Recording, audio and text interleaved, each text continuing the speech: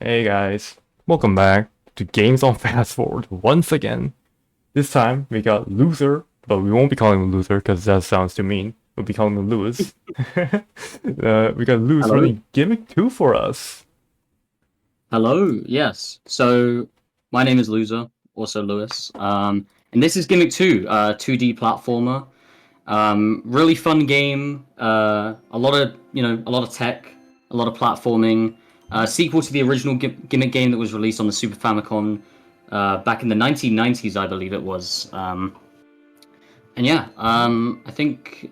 Oh yeah, the incentive. So the incentive for this run is a little bit complicated. Throughout the game, there's different like treasures that you can collect in each world. There are like extra additional platforming challenges, and if you collect all of them, at the end of the game, the final boss turns into this like 4-phase fight with like difficult platforming sections. So if we reach the donation goal, we'll be showcasing not the full run. Um, as in like collecting the treasures, but I will be going over like the Sorcerer's Castle, which is the name of the final world and the more difficult secret version. So if that sounds interesting, then keep the donations coming. Obviously, going towards the Cystic Fibrosis Foundation. So yeah, very cool Yeah, stuff. give me a countdown whenever. And we'll just get the show show running. Something I will just explain real quick is that there are two difficulties. You can play on the Gimmick difficulty or the Assisted difficulty. For this run, I'm playing on the Assisted difficulty because it is ever so slightly quicker. What it does is it gives you more health. It also adds some extra platforms in places, allows to do some cooler movement. So, are you ready to go? Yep, give me a All right, countdown. so we'll start in 3, 2, 1, and let's go. So, starting off the run, I'll sort of explain a little bit of the basic mechanics. So, Yumataru, who is this little green guy, he doesn't have much in terms of movement himself. Most of the advanced mechanics come from the star, which you can see me wielding there. And with the star, we can kind of throw it against walls, use it to build up momentum, and also kill enemies and interact with some different objects throughout the run. So you can see I can throw it against the wall, and as it acts as like a physical object, I can then jump off it and continue on with the run like that. So that's like the main gist of the run. We're going to be trying to use our star as much as humanly possible. Let's take a little death there. And basically just trying to optimize movement using the star. So in terms of the story about this game, it's pretty simple. You play as this little green guy called Yumataru. You were given to a little girl, mistaken as a toy, by the mother. And somehow the toys came to life, an evil sorcerer stole the child, and now it is your goal to go get her back. So usually you're meant to use that little switch there to activate some platforms to get up, but using the star and we're able to get up. Use the star to ride across this water here, and now we're moving on to the first walk point of the run. Throughout each level, there are 4 like walk points that you can walk between. They aren't really too impactful to the run. They're more just there for a casual playthrough to make the experience a little bit easier to traverse through all the different levels. And if we activate this switch, you've got to wait for this enemy because he can be on a little bit of an annoying cycle. And we're just going to make our way through. Up here, you're meant to go down, but there is actually a secret if you take this pipe. Ooh, missed it there. There we go. And it ends up being slightly quicker because it removes a little bit of backtracking you have to do. Usually you're meant to activate that switch. We can just jump up here with a star, avoiding the slow obstacle. There is a very tight jump coming up. I'll see if I can try and hit it here. I didn't quite get it. If you can time your start just the right time, it can bounce, so you can generate enough momentum to actually make it into that pipe there. All in one. Nothing too interesting going on right now. Just kind of using the star as we've been doing so far already. Making our way through like this. Do have another pretty tight jump coming up. See if we can hit it here. Nice, we got it. That jump doesn't have much wiggle room. Sometimes the star can actually go into the star slot and activate a platform, which makes it quite a bit more lenient, but I think that ended up happening in this. We have to make it to the very far platform. And already we're kind of coming up to the end of Midsummer Meadow, this first level. We got a little bit more platforming here to do before we go back outside. Here we'll see if we can hit. We can do something called a horizontal star here. Nice, got it. If you're going down a slope and you jump and release the star at the right time, if you land on a platform that's higher up than where you were on that slope, you can actually just like land on it, which is pretty cool. This little dev-made shortcut here. If you go into that pipe, you can just skip a little bit of platforming. And now we have the first boss of the run that we're not going to do it. Most bosses in this game can be skipped. This one's by far the easiest. If you just don't trigger any of those enemies by carefully platforming around them, their king, which is supposed to be the first boss, just doesn't activate, and you can take this secret path through, and that's the end of the first world. If you're wondering why I exit a map at the end of each level, it's because at the end of each level there's like a pretty long animation that plays, but we can just skip over it by exiting to level. Ends up saving a good few seconds throughout the run. And so we're just going to grab this key, use it to open this gate here. And yeah, just nothing too interesting is going on right now. But I will just say, this game has an amazing soundtrack. If any of you are interested, if any of you guys are interested in video game music, the soundtrack in this game is one of the best I've ever heard. It was composed by David Wise, if any of you guys are familiar with him. I believe he also did Donkey Kong Country Returns, or one of the Donkey Kong games. One of the Donkey Kong Country games. Yeah, the soundtrack is a great listen, if you guys are interested. Using the star, we can activate that star slot as the platform, to make the platform move down. If we're quick enough, yeah, the Ohagi, which are those little round enemies, can follow us down. We can kind of just jump off him, and skip, well, doing a little bit of backtracking just saves a few seconds. And yeah, we're making some pretty good progress here. It's not even a bad run, to be honest. We're already coming up on like the second warp point, using the star. Ooh, just gotta kill this guy. We have to cancel that star early, otherwise it will hit the star slot and the platform will move up, and we won't make it. Now how you can be a little bit annoying. Oh my god. Now how you can be a little bit. Now how you can be a little bit annoying. Sometimes you can get in the way. It is I believe it is slightly better just to wait there to get a slightly easier cycle, but you can sometimes just barely make it. And yeah, we're already at warp point 2 of the run. As I grab this key and get launched back. And coming up, we do have a pretty major skip. It doesn't save that much. You're only around like 15 to 20 seconds, but it is still something I thought I'd try and explain in more detail. So what you're meant to do in this next section is you're meant to drop down into a hole, take a path to the left, and go through an extra room. Which you'll see just as I go through these gates, there'll be a little hole. If we get a really tight star jump, nice, you can actually make it into that pipe. So if you see in the top left of the room, there is a pipe. That is usually where you enter, and you exit through this pipe, but we can just skip that room that's off to the left there. It saves a good chunk of time. And I should probably explain the kind of structure of the levels in Gimmick, as we come upon the first mini-boss of the run. In every world, excluding the first one, which is Midsummer Meadow, which is just used for an introduction, there is a main boss and a mini-boss midway through the world. So we're coming up on the mini-boss right now, where we have to do one of the most annoying skips in the run. Might take me a few tries, we'll see if we can get it though. It is pretty cool. It's pretty similar to the star ride that we made earlier to get into the pipe, except this one we have to do a new piece of tech called a stop double star jump. Yeah, the Ohagis are being annoying. You can actually use the Ohagis to kind of get a boost. However, yeah, sometimes the Ohagis do come out at like different times, which can just block your jumps, so they can be slightly annoying. Give it another try here.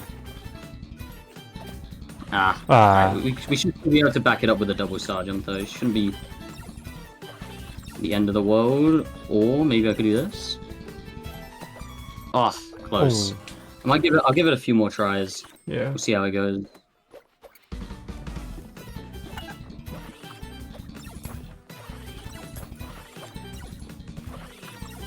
Okay, got the double star jump. Nice, made it through. Nice. That skips having to kill all the minions. So even if you mess it up a couple of times, it does end up saving a good amount of time. Something you'll also notice is we didn't actually trigger the game to turn off the boss music. So if we wanted, we could just sit here and jam to it forever. However, there is a trigger coming up in just a few rooms' time that will disable the music, and that's coming up right here. And because now we're entering the kind of temple area of this level, which is called Tadpole Temple. And after we do this section, we have another pretty tight skip called Gate Skip. If I get the star in to grab the key. Okay, nice. Got up. So we're going to be throwing a star at a pretty precise time using a visual cue setup. And what that allows us to do is skip a little bit of a puzzle that you have to do. You have to go up. You see, you have to go like up in that kind of direction to where that present is. If I time a star, nice, got a first try. You can just barely jump over that gate and skip having to go the long way around. Ends up saving around 15 to 20 seconds, roughly, I believe. And yeah, already we're coming up on like the end of the level. Only got a few minutes left in this stage. That little skip that we do there, usually you have to go all the way along the bottom platforms and then go up onto the top platforms. We can just, if we time a star correctly, we can skip it. And we have another pretty major skip coming up here. I believe this one was intended by the devs. I'm not too sure. But usually we're meant to go down. If we time a star, nice. We can actually make it up here, which is where we skip a bunch of rooms doing that. Saves like at least a minute. It saves a good amount of time. We do some pretty risky sections coming up, so I'm just going to kill that enemy. Pretty tight jump over that, and now we're entering the proper final areas of this stage. We currently have to go grab a key, which will then grant us access to the final boss of this world, which is just down here. We have to generate a good amount of speed to be able to make it, and we can actually carry it into here. If we get enough speed, we can actually make that tight jump through the slanted platform. There we go, there's the key. And then we can jump up here. And now we're at the boss. This boss can't be skipped or like cheesed in any way. So we actually have to like beat it like properly. However, there are like some general like fast strats that we can employ. The main thing is gonna be we're gonna have to manipulate like which side he goes on. So we're gonna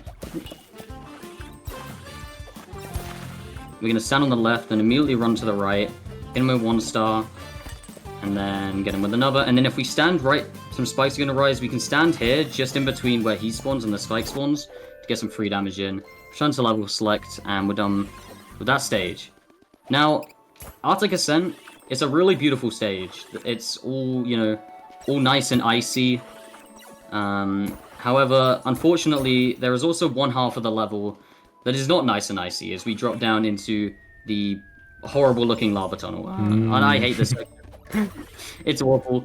But luckily, we actually get to skip pretty much all of it in a matter of seconds. So we'll see if we can hit it. I'm just going to kill that Huggy because he's probably going to mess it up.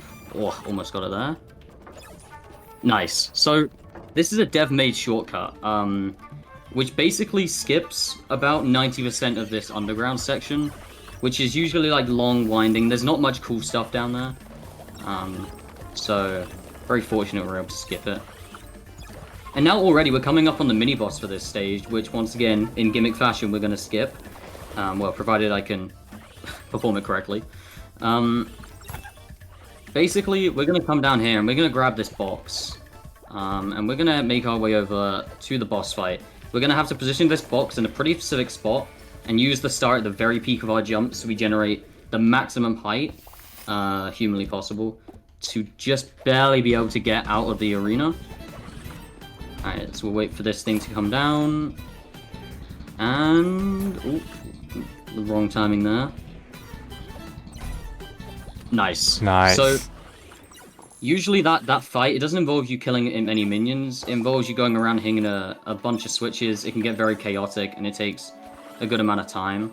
So yeah, nice little skip there. Saves us having to deal with that. Something quite interesting to note about the box is that it was actually put there by the devs. Originally, there was a way to do the skip that I just did without a box. But it was like stupidly difficult and stupidly precise to the point where speedrunners just absolutely hated it. So let's put in that box to make our lives just a little bit easier. And yeah, now we're back outside. This section isn't too bad. There are definitely some interesting points here. If I perform this bit in a certain way, it could bug out the camera. We'll see if I do it here. Yeah, nice. The camera just kind of abandons our guy Yumataro, but luckily it does catch up when we go into the next room. So we're gonna go to where a collectible is. This collectible is actually, going here is just ever so slightly quicker than taking the top half, because we get some momentum from the star. Okay, so we're gonna parry this by throwing the star at the same time it's gonna hit us. Make our way up here, and then we have another little secret path here. Oh, I banged my head on the wall there, or on the ceiling rather. There we go. We've got to be very careful because this enemy can be on some very annoying cycles, like he was there. Had to wait there just a little bit, otherwise we would have probably died. But now we got a checkpoint, and it's smooth sailing from here. We got another pretty cool skip in this room if I line myself up with that. Oh, got kind of trolled there. Can we hit the backup? Nope. Oh. There we go. Okay, we'll see if the enemy trolls us this time again. Yeah, there we go. That was what was supposed to happen. Unfortunately, the enemy just sometimes hits you. This room is very, very annoying. The enemies do seemingly random things. Okay, we actually got through it, like, pretty much unscathed, which is a big relief. That room is pretty troll. We're gonna do a double star jump here to get up to where a cosmetic item is. For those of you wondering, that's what the treasure chests are. They are cosmetic items. Ooh, gotta beat the enemy. However, going to get that actually is just slightly quicker. If we spam jump and we jump quick enough, okay, nice. For some reason, it manipulates this Ohagi, which usually charges at you, and if you touch it, you'll take damage. If for some reason, I don't know why, it just like stops going at its quick speed, and you can just jump on its head.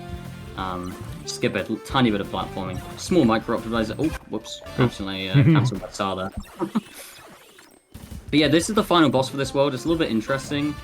These snowballs, now they are a little bit scary because they have rubber banding, which basically means like they're gonna like stay close to you no matter what.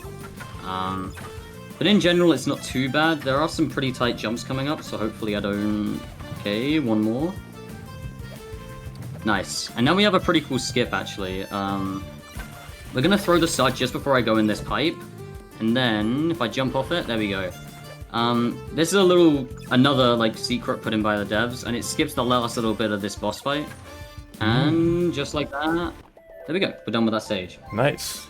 Now we're on to Fishy Factory, and this level is annoying. It's very long. It's the longest level in the stage, and it has some pretty annoying skips. So we'll see how we deal with them. So first of all, we're gonna bait that Ohagi to come over here and use it to make a star ride over here. And basically our whole philosophy, just gonna wait for this thing to be on a good cycle. Oh, nice. Our philosophy is we're just gonna be staying as high up as possible. Oh, whoops. Just jumped into that. Yeah. But this whole level was designed with the idea that you would go like in and out of the buildings. If we just stay outside of the buildings on like the roof kind of area, I'm just gonna grab this just for some safety here. In case I do a stupid again. So we're basically just gonna be staying as high up as possible and not entering any of the buildings. Which you can see here. Let's see if I get it. Should work. Nice. There is a backup for that in case like I do miss the jump. But it can be a little bit annoying to do, so I'm pretty happy I made that first try. These cycles are like pretty random. We just gotta kind of react to it and just adjust. Same with this one here. And nice, there we go. So once again, the game intends for you to drop down here.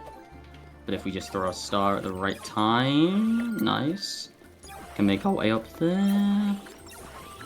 And now we have another, once again, just gonna ride along the roofs. Hopefully this Ohagi turns around. Nice. We're gonna use him. He should jump here. Perfect.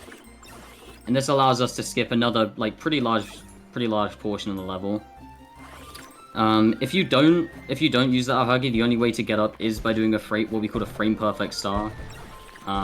which is where you throw the star on the frame before you land, and then you jump on the first frame when you land. It's pretty hard, so using the Ohagi is just like way simpler. And this is the whale. It's like a weird cat whale. So we're gonna take an intentional death here. Ooh, I got hit out of the way, so I got to restart from checkpoint. And basically what that does is skip the animation of the whale sinking under the water and going away. Now we're gonna perform whale skip, hopefully. We'll see if this works. Ah, that is a bit unfortunate. I'm not really too sure on the specifics of why whale skip is so inconsistent. I don't know. Sometimes it works, sometimes it doesn't. It's just the jank of Gimmick. Kind of is what it is. I see. But yeah, if it just decides to work one day, then you can actually just skip that whale. It saves about 8 seconds. Nothing too major though. Okay, now instead of doing the intended puzzle, if I throw the star and time my jump like that, and just skip through. And now I'm gonna be honest, I don't actually remember what the intended solution is to this level or to this room. This kind of skip where you just jump and like land on the box has become so ingrained in my muscle memory. I don't even know what the real way is anymore. I've kind of lost all like thought process about that. That's kind of some typical speedrun stuff. Yeah, pretty much. Just forgot how to do the game casually. And coming up now, we are about halfway through the stage, roughly just under, and we have the first mini-boss, or the first mini-boss? The only mini-boss in this world.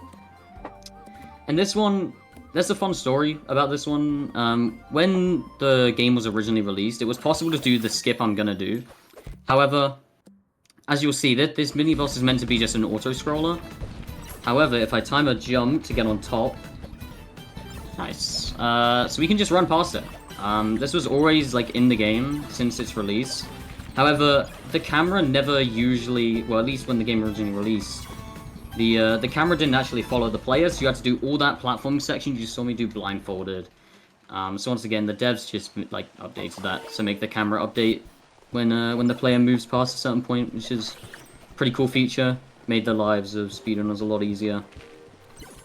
And now we're kind of in the factory sort of area of the level. This is where the level starts to get a lot harder. A lot more precise movements and a lot less margin for error. Oh, cancel that start just a tad too late or early there, so I didn't fully get through the door. There we go. Okay, so we're on 3 HP here. That should be enough for this section. This section is pretty risky, so hopefully, fingers crossed I don't die. I'm just going to wait for this. Parry that. There we go. But basically, we're going to be taking an intentional damage boost. Nice, okay. Here, we're going to throw the star. Hopefully, we get 3 bounces, and we should just damage boost off that guy. And that makes this section a whole lot easier. Although it can be a little bit risky if you have anything less than 3 HP. Being on 3 HP there gives us at least 1 HP of buffer, as a buffer room, where we have like 1 HP of opportunity to mess up. If we're on 2 HP there, we have to play that section perfectly and deal with the cycles, which can be pretty annoying. So we flick that lever, which allows this frog to start chasing us down. And while it comes down, we're just going to go and grab this key, which we need. And we're going to chuck it onto there, use the star while it goes across. Slightly more efficient. This room's got a pretty tight jump as well with the star. And just time our star like that, make it up like so. If we line ourselves up with a present and use the star, it actually allows us to just skip through that entire room. Usually you're meant to go to the right and go through a short platforming section, which flips around the way the conveyor belts are moving. But that obviously takes more time, so we're just going to use the star to skip that entirely. Now we have a pretty cool skip. It's pretty tight, so I don't have much room. Just missed it there, unfortunately.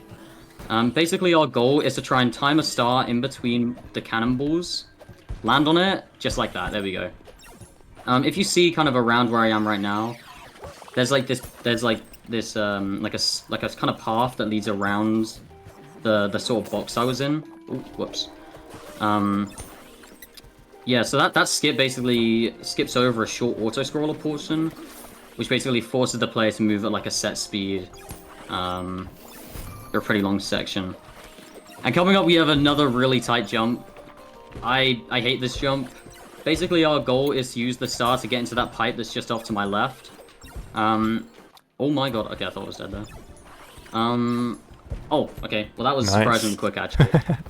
We're gonna grab that checkpoint and immediately restart. It gives us like a more favorable cycle here.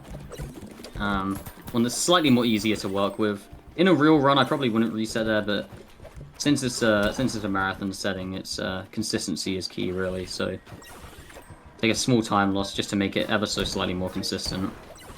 And just like that, we're in the final section. We're in the final few rooms of Fishy Factory. So we're in like the proper underground section now, where we're gonna refight the mini boss that we saw midway through this stage. But this time it's also an auto scroller, and once again we're gonna skip it. However, this skip is a lot harder. It involves precisely timing a jump off an enemy that comes out of a pipe. So well, I'll show you that just after this room. Nice. So I'm gonna line up myself up with a present and throw my star using a specific visual cue. Gonna ride the star up and then time a jump off the Hagi as it comes out of the pipe. And I land on top of the enemy, which allows me to just flick the switch and kill it. Usually that auto-scroller takes like multiple rooms. You just rise vertically, and then at the end, the enemy, like, the game allows you to flick that lever. But fortunately, if you get up there early, like I did, the game just kind of, yeah, sure, you can finish the level. Oh, we got bird. Okay. Now I'm gonna ride the bird, and there's a really tight jump here. I have to time my jump basically as soon as the bird's hitbox disappears to go out of bounds. Okay, nice. Did it. Nice. That jump is a lot more precise than it looks, by the way. Yeah. You gotta time it basically as just like a matter of milliseconds before the bird's hitbox disappears. And the backup for it isn't like that easy as well. So usually the best course of action if that happens is just to like restart the level, which obviously you don't want to happen. Now, the devs added quite a few shortcuts, and they did not hold back. These sections of platforming are like some of the hardest in the whole game. I'm actually kind of surprised at that first try. That was like a miracle. But yeah, those sections of platforming are not easy. The devs did not hold back in these sections. Okay, so we're gonna come down here. Nothing too crazy is going on for now. Because we got a bad cycle here, we can just like use the star to get a little bit of a boost there. Normally you would just run along the platforms if you get a kind of unfortunate cycle. And you can do what I did there. And just like that, we're at the mini boss for this world. The last mini boss in the game. Oh wait, that's not true. Sorry, I forgot there was one in the final level. Yeah, so Cloud Castle is the second to last stage in the whole game. So we're actually making pretty good progress right now. But basically, this is where we get introduced to Spiro Hagis. Spiro Hagis are probably the worst enemy in the game. Basically, you have to hit them, like, either from behind, below, or above. You can't hit them from the front, which makes it very annoying. So I prioritize dealing with them first, because it makes it just, like, slightly easier. And now we're at probably one of, if not the hardest checkpoints in the whole game. If I make a certain mistake here, like, it could lose multiple minutes. So hopefully I don't make that. It's another dev-made shortcut that's just off screen here, so let's see if I get it. It's a really precise jump. Nice, okay. I'm gonna throw the star, and if I snipe it... Nice, there we go, first try. Okay.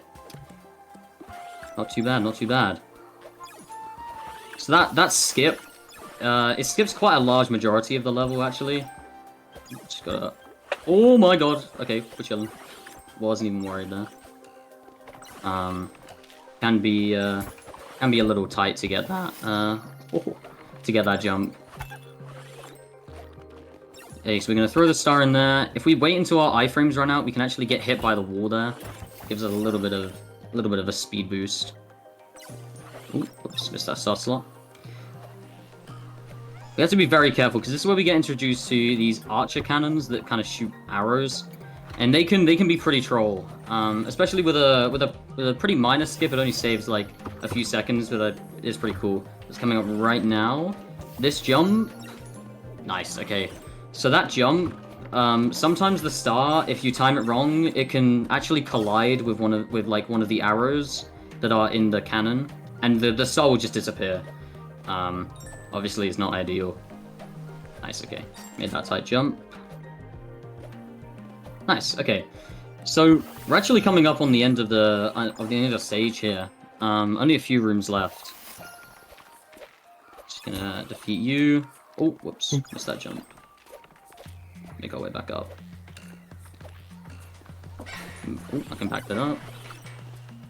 Nice, okay. So we got some, instead of going to the left, we'll take this little right path, which is nice, okay.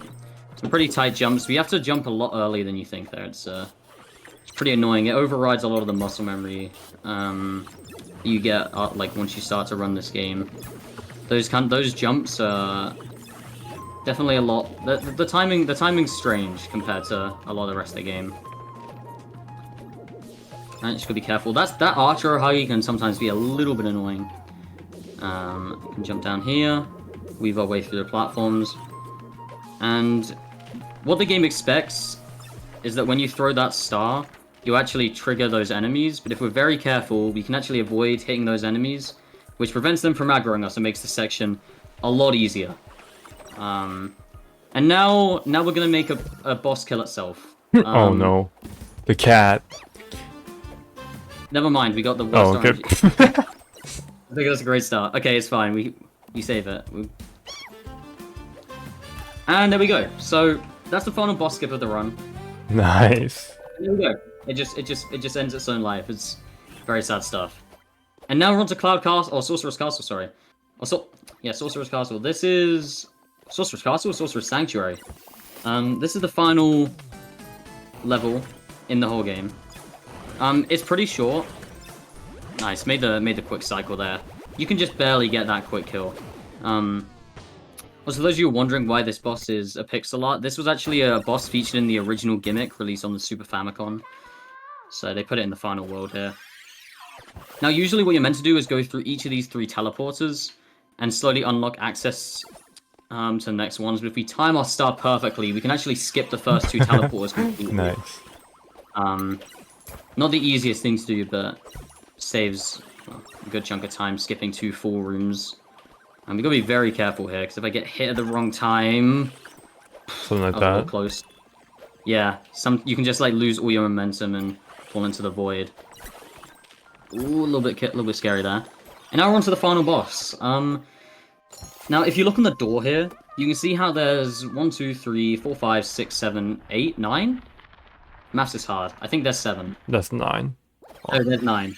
I was right the first time. So those represent the 9 sort of treasures, artifacts, whatever you want to call them, that you can collect throughout the game. And they basically completely transform this final boss, which is the donation incentive for this run, to showcase that more difficult final boss. Yeah, for this final boss is not too bad. We want to kill him above where the archers are, so then we can continue to hit him during the phase transition. Because in the transition to between first and second phase, he actually increases in height, and with 1 more star, there we go. So timing will end when the screen fades to black. Should be coming up in just a few seconds. About 3, 2, 1, and that's time. Time 31, 34. Incredible performance. That was a very clean run. Yeah, a few errors in there, but not overall. It wasn't actually too bad. So. Yeah, Thank you. GG's. By the way, we do have some donations. We have met the incentive. We got $4.20 from Yokai fans. Special thanks to the Cystic Fibrosis Foundation, who, in tandem with Game on Breathe On, made this event possible. Much love to all runners past, present, and future, and good luck. And $20 from Anonymous, which I'm assuming is your mother actually. Go Lewzr. Probably, yeah. Thank you, Mom. So we're just gonna skip through the credits here. Now you'll see a little Easter egg that the devs put in to hint that there's more. As we actually didn't save the girl. We didn't save her. Very sad stuff. So to save her, we actually have to do the true ending version of Sorcerer's Sanctuary, which I believe. Are we ready to showcase now? Yep. Ready to go? Just go for All it. right. Well, let's go then. So this version of Sorcerer's Sanctuary starts out exactly the same as the rest, up until the final boss. I will, just to make it a little bit more interesting, I'll go for a slightly harder version of not this boss, but if you remember the room after where I made that jump. Oh, I threw the star the wrong way there. Oh, he blocked it. There we go. If you remember in the next room, I threw a star to skip over to the final check or the final room. There's actually a slightly harder way to do it, which I'll try and showcase now. Looks a little something like this. Oh, just barely didn't make it. Give it another try. Oh, wait, I gotta be here. There we go. Ah, not quite. I'll give it one more try. We're so close. Oh, one more. One more for the fans. I'll do one more for the fans then. Yeah, I told you. There we go. So yeah, back in this room with annoying cycles. Oh, we move. Same as normal, really. But I suppose I should explain a little bit about what the final boss will look like. If you remember from the last run that happened, well, a few moments ago. Ooh, just got focused there. There we go. Almost died. The final boss was pretty simple. This one, there are, I believe, 4 phases, as well as difficult platforming sections between, specifically phase 1 and 2. So here we go. The first phase of this fight it's probably the hardest. Especially the start. I have to use a star to get really close to him, and I have to get 2 hits in like almost immediately. Okay, nice. I can use a star here. Oh, okay, I missed it there. Hopefully it shouldn't be too much of a big deal. I can just position myself here. So we want to kill him as far away from the archer as possible. Nice, that looks about good. And then if we time our stars just right, we can actually just get a bounce like that. Nice, and hit him like that. This is mainly what makes the fight so hard. Also, the Spiro Huggies are back again, and they're worse than ever. Might just have to wait for him to come down here. Nice, okay, got through it. That actually wasn't too bad.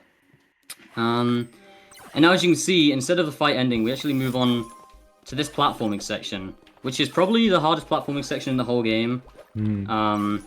This is where the game like really tests how much you've learned throughout the game. So I'm gonna make a star right across here. Try to make a really tight jump there. Nice. Okay. This section is pretty annoying because if I miss the optimal cycle, it becomes a lot harder. And I'm kind of just at the mercy of what the bubbles want to do.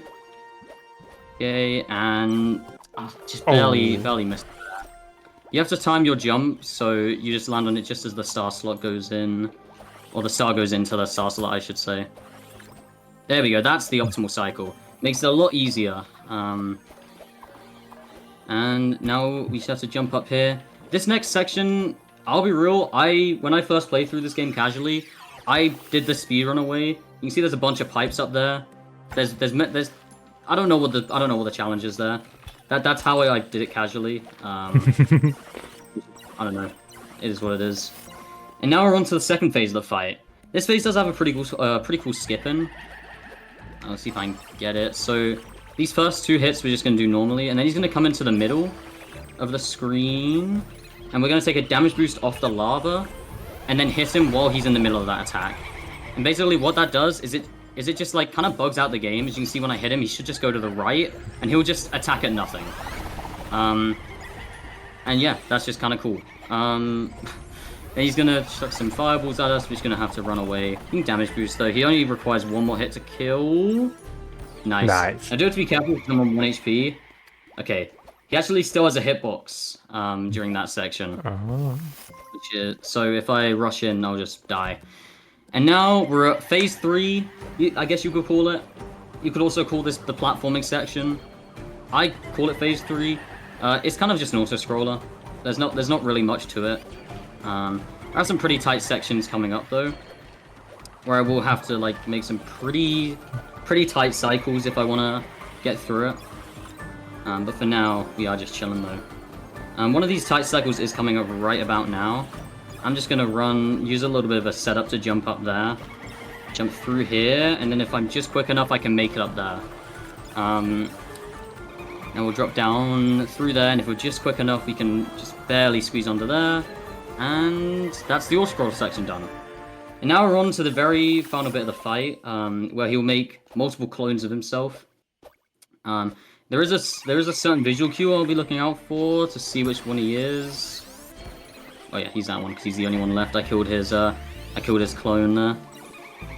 Basically, if he laughs, then it has to be. And you can see he did just do like a little laughing animation as he spawned in. So therefore, I know he's the right one. Now he does have other attacks than just creating clones of himself in this phase, but assuming I perform everything correctly, we're going to be killing him quickly enough.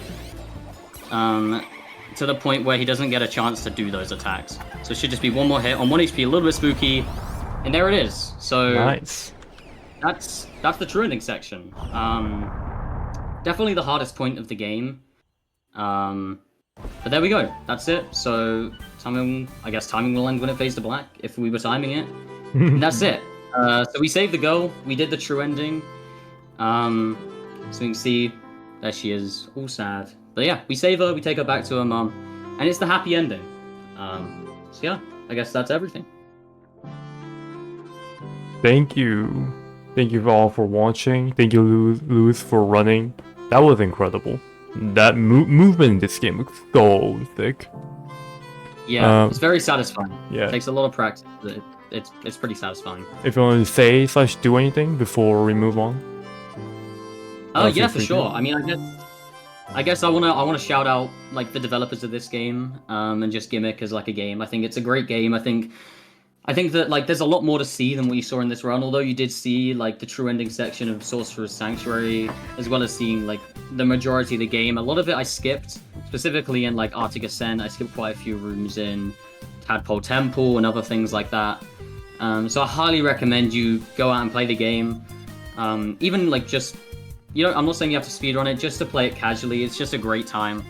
One of the best platformer games I've ever played. It really is fantastic. The soundtrack, the graphics, everything about it. It really is just awesome. So yeah, I guess that's it. Yeah. That's all I really have to say. Before you go, we actually have one more donation for you for your run. We got $30 from Radionics, saying, seeing this game for the first time, it looks so clean. $30. $30 is huge. $30 is huge. Thank you, and Radionics. that actually puts us at $400, I believe. Wow, really? Yeah. 400? Man, what a milestone. Huge shout outs to anyone that's like donating. That's incredible, genuinely. Yeah. Alright. But thank you, Lewz. I keep almost calling you Lewzr, but I really try not to. Anyways, thank you, Lewz, for joining. And yeah, we'll see you in the next run, which actually what is it? Lego Batman. I believe it's Lego Batman. Yeah. Yes. Should be really... Right. Goodbye, Lewz. See you in a bit. Bye, guys.